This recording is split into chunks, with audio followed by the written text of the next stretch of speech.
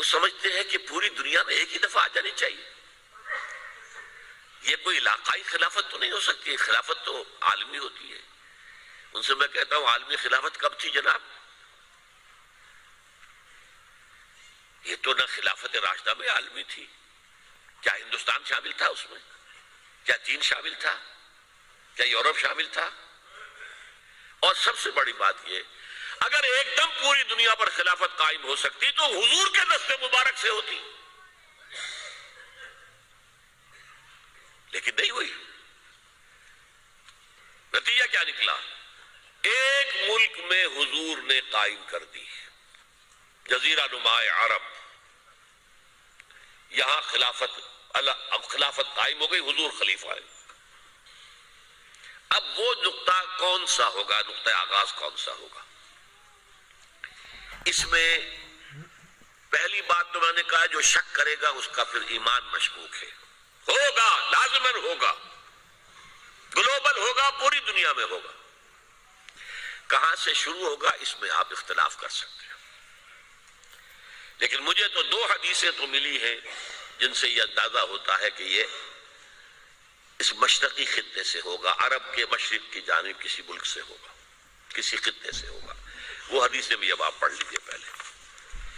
پھر میں کہہ رہا ہوں یہ خزانہ ہے جو ہم نے آپ کی خدمت میں پیش کیا ہے، کاش کہ آپ اس کی قدر کر سکیں. یہ حدیثیں آپ کو ازبر ہو جائیں، یاد ہو جائیں، لوح قلب پر نقش ہو جائیں.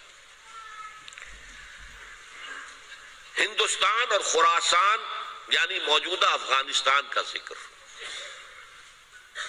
ابن ماجہ کی روایت ہے عن عبداللہ ابن الحارث رضی اللہ تعالی عنہ قال رسول اللہ صلی اللہ علیہ وسلم یخرج ناس من المشرق یؤتئون للمہدی یعنی سلطانہ، یعنی سلطانہ، دونوں طرح سے پڑھ سکتے ہیں. حضرت عبداللہ ابن حارث فرماتے ہیں رضی اللہ تعالی عنہ کہ حضور نے ارشاد فرمایا مشرق کی طرف سے وہ فوجیں نکلیں گی، لوگ آئیں گے جو عرب میں مہدی کی حکومت قائم کریں گے.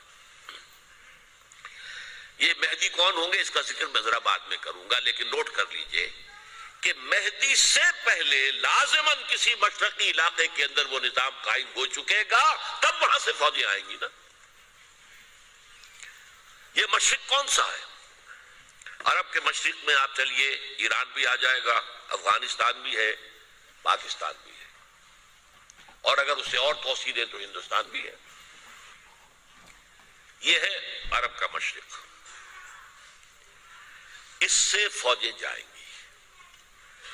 اس کا کیا مطلب ہے کہ اس میں سے کسی جگہ پر نظام خلافت پہلے قائم ہو جائے گا تاکہ وہاں سے فوجیں جائیں گی جو جزیرہ نما عرب میں حضرت مہدی کی حکومت کو قائم کریں گی. اب دوسری حدیث سنیے. یہ سنن ابن ماجہ کی حدیث تھی جو میں نے آپ کو سنائی، آپ نے پڑھی. دوسری عن ابی ہریرہ رضی اللہ تعالی عنہ، یہ ترمذی شریف کی روایت ہے. قال قال رسول اللہ صلی اللہ علیہ وسلم یخرج من خراسان رایات سود لا يردها شیء حتی تنصب بإیلیا. خراسان کے علاقے سے سیاہ جھنڈے لے کر فوجیں آئیں گی، ان کا رخ کوئی موڑ نہیں سکے گا، ان کو پیچھے پھیر نہیں سکیں گے کوئی بھی، یہاں تک کہ وہ یروشلم میں جا کر جھنڈے نصب کر دیں گے. ایلیا حضور کے زمانے میں یروشلم کو کہتے تھے. یہ یروشلم تھا جب حضرت سلیمان کی حکومت تھی اور یہاں پر معبد سلیمانی، ہیکل سلیمانی قائم ہوا. پھر یہ یروشلم ہی رہا ہے تاریخ میں، یہاں تک کہ سن 70 عیسوی میں جب ٹائٹس رومی جنرل نے اس کو گرایا، ختم کیا، سیکنڈ ٹیمپل گرا دیا اور یہاں سے یہودیوں کو کہا نکل جاؤ، یہاں سے کوئی یہودی باقی نہیں رہا، بالکل تہم بالا برباد کر دیا. اس کے کوئی 150 سال بعد ہیڈریان، رومن ایمپرر ہیڈریان، اس نے پھر دوبارہ آباد کیا اس شہر کو. 150 سال تک یہ بالکل بنجر اور بالکل غیر آباد پڑا تھا. اب ہیڈریان نے جب آباد کیا تو اس کا نام ایلیا رکھا، اب یروشلم نام نہیں تھا. تو حضور کے زمانے میں پھر اس کا نام ایلیا تھا. اور اب اس سے کیا معلوم ہو رہا ہے کہ یہ یروشلم مسلمانوں کے قبضے سے اس وقت نکلا ہوا ہوگا. ایک دفعہ پہلے نکلا تھا، سن 1099 عیسوی میں مسلمانوں کے ہاتھ سے نکلا. کروسیڈرز، عیسائیوں نے آ کر اس کو قبضے میں کیا، لاکھوں مسلمانوں کو مارا، قتل کیا. اس کو 1187 عیسوی میں واپس لیا ہے. کس نے لیا ہے؟ صلاح الدین ایوبی. کرد، عرب کھوکھلے ہو چکے تھے، عربوں نے کھویا، واپس نہیں لے سکے. بہت حکومت کر چکے تھے، 400-500 برس کی حکومت کر کے، اور ان کے عیش اور ان کے آرام، اب ان میں جان نہیں تھی کہ وہ واپس لے سکے. واپس لینے والا گرم کرد خون تھا، صلاح الدین ایوبی.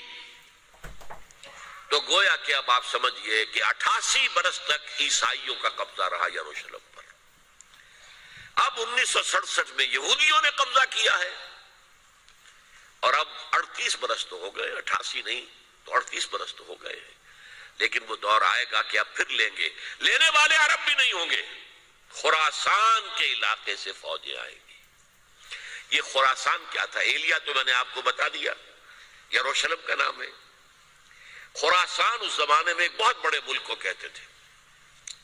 کچھ حصہ پاکستان کا بھی اس میں شامل ہے، کچھ حصہ ایران کا بھی ہے. ایران کے اس حصے کو اب بھی خراسان کہتے ہیں. وہ ایک صوبہ ہے، خراسان ایک صوبہ ہے ایران کا چھوٹا سا. پاکستان میں خاص طور پر یہ جو علاقہ مالاکنڈ ایجنسی کہلاتی ہے، اس سے اوپر جتنا علاقہ ہے، اور یہ جو واخان کی ایک پٹی آتی ہے اوپر، واخان افغانستان کی ایک پٹی سی دم سی چلی آتی ہے جو جا کر چائنا کی سرحد سے مل جاتی ہے.